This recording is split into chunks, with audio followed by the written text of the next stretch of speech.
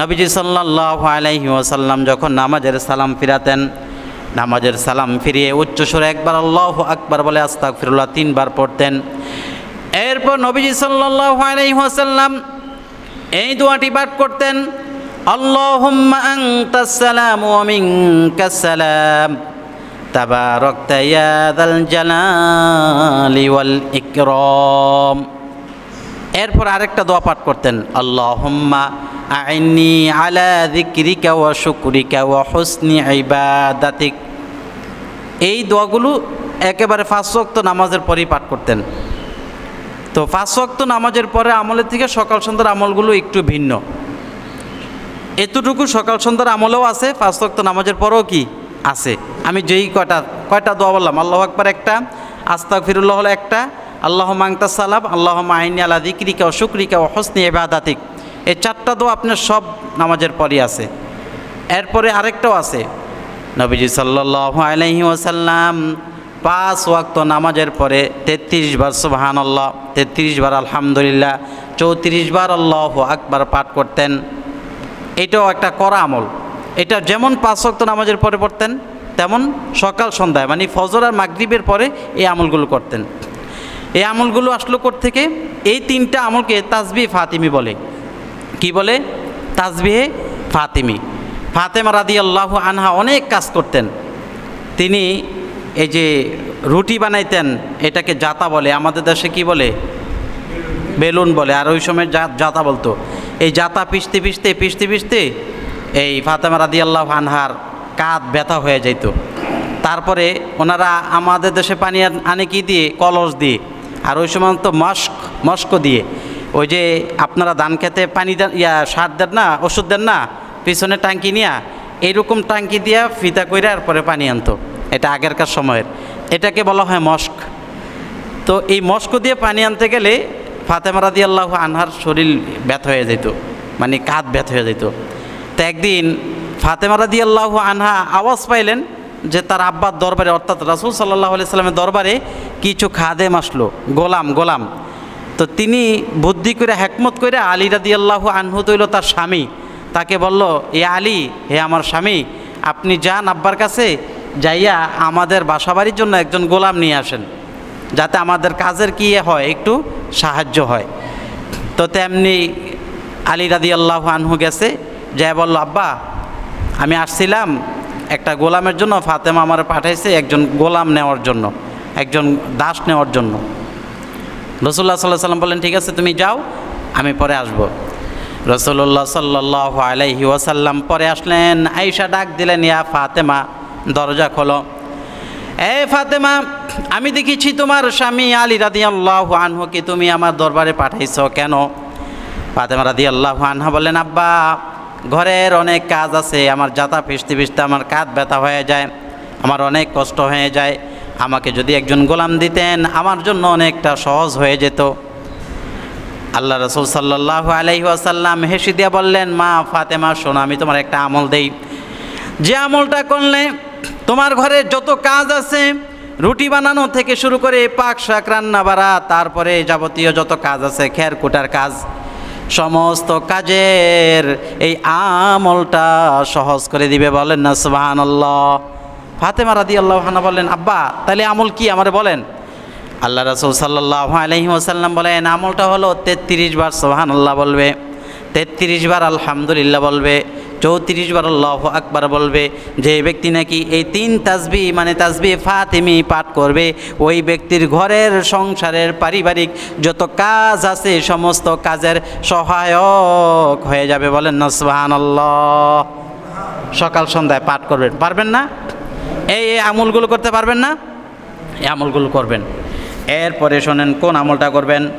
সুন্দর একটা দোয়া, ছোট্ট একটা দোয়া, সহজ, এটা 10 বার পাঠ করবেন, একেবারে সহজ। দোয়াটা আগে বলি, লা ইলাহা ইল্লাল্লাহু ওয়াহদাহু লা শারীকা লাহু লাহুল মুলকু ওয়া লাহুল হামদু ওয়া হুয়া আলা কুল্লি শাইইন কাদির।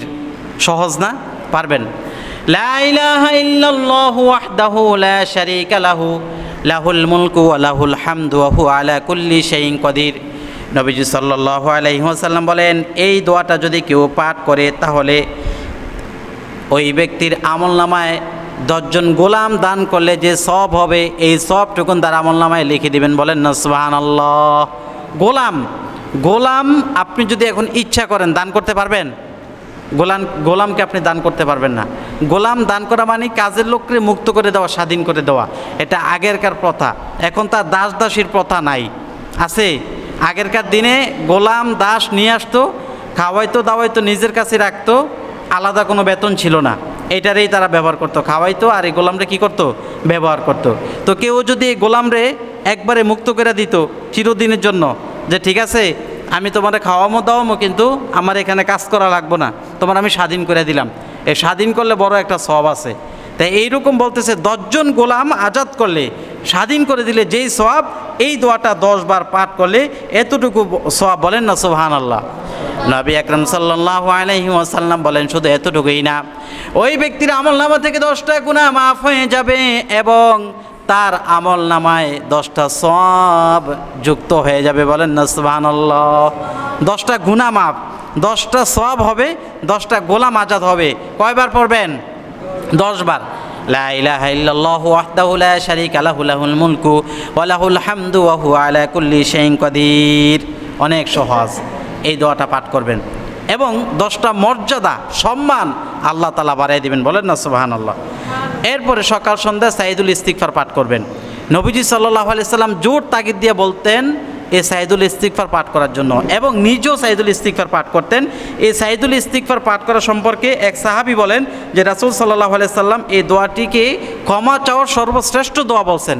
আপনার বড় একটা গুনাহ হয়ে গেছে, আপনি তাৎক্ষণিক সাইদুল ইস্তিগফার পাঠ করে আল্লাহর কাছে ক্ষমা চান, আল্লাহ পাক আপনার ওই যত বড় গুনাহ হোক আল্লাহ তাআলা মাফ করে দিবেন, বলেন না সুবহানাল্লাহ। সাইয়্যেদ মানে সর্দার, নেতা, সরকার।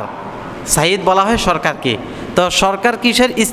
ইস্তিগফারের সরকার, মানে সকল ইস্তিগফারের রাজা হলো সাইয়্যেদুল ইস্তিগফার।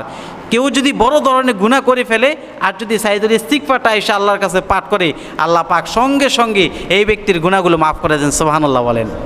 এই সাইয়্যেদুল ইস্তিগফার পাঠ করার সম্পর্কে আল্লাহ রাসূল বলেন যে ব্যক্তি সকালবেলা সাইয়্যেদুল ইস্তিগফার পাঠ করবে, সন্ধ্যার আগে যদি সে মারা যায়, রাসূলুল্লাহ সাল্লাল্লাহু আলাইহি ওয়াসাল্লাম বলেন সে জান্নাতের সার্টিফিকেট নিয়ে মারা গেল, সুবহানাল্লাহ। আবার যদি কেউ মাগরিবের পরে তাহলে সে সকালের আগ পর্যন্ত মারা গেলে জান্নাতের সার্টিফিকেট নিয়ে মারা গেল, সুবহানাল্লাহ। সাইয়্যেদুল ইস্তিগফার কি? আল্লাহুম্মা আনতা রাব্বি লা ইলাহা ইল্লা আনতা খালাকতানি ওয়া আনা আবদুকা ওয়া আনা আলা আহদিকা ওয়া ওয়াদিকা মাস্তাতা'তু আউযু বিকা মিন শাররি মা সানা'তু আবু লাকা বিনি'মাতিকা আলাইয়া আবু বিযামবি ফাইন্নাহু লা ইয়াগফিরু যুনুবা ইল্লা আনতা। কষ্ট করে শিখবেন, আমারও তো প্রথম মুখস্থ হইতে চায় নাই, আমি তো আর পড়ছি মুখস্থ হয়ে গেছে এমন না, একটু করে মুখস্থ করছি, বহুত কষ্ট হয়েছে। এটা মুখস্থ করতে যায় ঘুমে তো 5 বার ঘুমাইছি, আবার পড়ছি, মুখস্থ করছি, কষ্ট করছি। কষ্টের বিকল্প কোনো কিছু নাই। এই যে ধান বাড়িতে আসে এমনি এসে পড়ে, আমরা তো ভাত ফালাই দিই, বেরিয়েটা তো ভাতটা ফালাই দেয় সুন্দর করে। আরে এই কষ্ট যদি কেউ বুঝে, একটা ভাত সে ফালাইতে চাইবে না, চাইবে? কি কষ্ট এটা, যে পোজা আনে বিরানে সে বুঝে, তা আমরাও বুঝি। একদিন হইলতে কষ্টটা তো দেখি, তো কষ্ট দেখে যদি আমার কাছে দূর লাগে, যে কষ্ট করে তার কাছে কেমন লাগে। কিন্তু কিছু মানুষ আছে কি অপচয়, আন্দাজ ছাড়ার ফাঁকশাক করব, তার কোনো আন্দাজ নাই। আন্দাজ ছাড়া তেল দিয়া তরকারি খাইব, আন্দাজ নাই যে স্বামীর কতটুকু কষ্টের ঘামে এই ভাত তরকারি আসতেছে, এটা তার আন্দাজ নাই। ভাত সকালবেলা ফালাইয়া দেয়। আর আমগো মাছাছিরা কি ওই যেই রাত্রের যে খাবারটা, এটাতে কিভাবে খাওয়া যায়, কি পানি দিয়ে খাওয়া যায় না কি দিয়ে খাওয়া যায়, এটা চিন্তা করে। আরে কতগুলা টাকার মশলা, কত কষ্টের ভাত, এটা চিন্তা করে। আর এখনকার মানুষ রাত্রেটি যা আছে সব ফালাইয়া দেয় ডাস্টবিনে। প্রতিটা ভাতের হিসাব দিতে হবে কার কাছে? আল্লাহর কাছে। ওই নিজে কামাইছেন আর নিজে ফালাই দিবেন, এটা হবে না। নিজে কিভাবে কামাইছেন এটারও হিসাব দিতে হবে আল্লাহর কাছে, আর কিভাবে ব্যয় করছেন এটারও কি দিতে হবে? হিসাব দিতে হবে আল্লাহর কাছে। আল্লাহু আকবার। তো এইটাই বললাম যে কষ্ট, কোনো কাজ কষ্ট ছাড়া নাই। আপনি আল্লাহ তাআলার হবেন, এটাও কষ্ট আছে। এই যে দোয়া মুখস্থ করতে হবে কষ্ট করে যদি আপনি মুখস্থ করেন তাহলে আপনি আল্লাহর হইতে পারবেন। এরকম একটা দোয়া আপনি একবার পড়েন, আপনার ভিতরে আত্মপ্রশান্তি হয়ে যাবে। কত গুনাহ আমরা করি, গুনাহ করার পর নিজের মনের মধ্যে একটা খারাপ লাগে, ইস কত বড় গুনাহটা করলাম। নিজে তো জানি তো এই জন্য রাসূল সাল্লাল্লাহু আলাইহি ওয়াসাল্লাম সাইদুল ইস্তিগফারটা শিখিয়ে দিয়েছেন যে এই দোয়া যদি পাঠ করে তাহলে তার ওই যে মনের একটা অশান্তি, মনের মধ্যে যে একটা কালো দাগ পড়ছে, এই কালো দাগটা দূর হয়ে যাবে। বলেন না সুবহানাল্লাহ। এরপর রাসূলুল্লাহ সাল্লাল্লাহু আলাইহি ওয়াসাল্লাম 5 ওয়াক্ত নামাজের পর এবং সকাল সন্ধ্যায় আয়াতুল কুরসি পাঠ করতেন। এইটার সাথে তো কোনো তুলনাই হয় না। আর কোনো আমল যদি না পারেন অন্ততপক্ষে আয়াতুল কুরসিটা পড়বেন, যেটা আমি ফরজ নামাজের পরে এই যে আপনারা দেখেন কতক্ষণ বসে থাকি, আয়াতুল কুরসি পাঠ করি। কি পাঠ করি? আয়াতুল কুরসি।